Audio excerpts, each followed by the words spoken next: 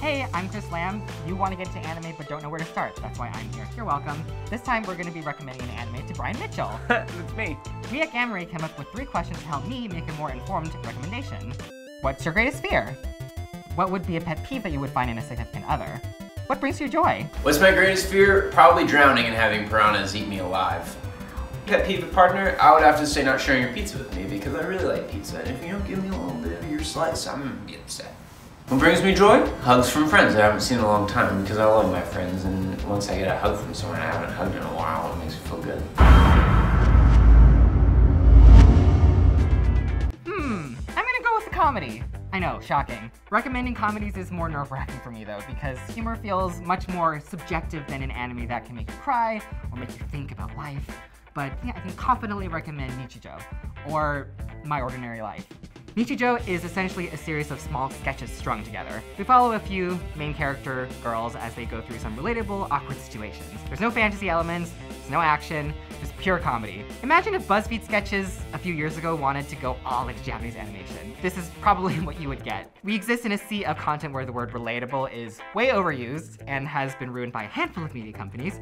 This show has that, but it does it in that unique Japanese way that makes it special. Examples would be feeling under pressure ordering something at a fancy coffee shop, or pressing the wrong end of the pen with your thumb. I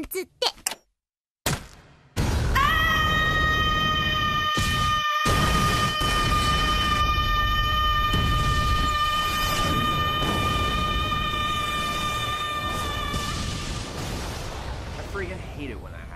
Or similar to your pet peeve, when a friend messes up your food in some way by dropping it or perhaps ordering the wrong thing even though you made yourself very clear to them. You definitely strike me as a man that enjoys this kind of humor. Yeah, alright. It's simple, but it's not necessarily childish or unintelligent. There are no frills to it. It just takes a bunch of real-life situations that are cranked up to 11 when needed. When situations escalate, the animation beautifully reflects it by escalating the animation and what the characters are capable of doing and expressing. As Unique Namiosaurus on YouTube says, some would look at an anime like this and see that it's a slice of life and assume that it would have very simple animation and would save a lot of budget in comparison to, say, an action anime. But Nichijou doesn't do that. They use their animation budget to the fullest. Imagine you've been waiting the whole day to eat your favorite food for dinner.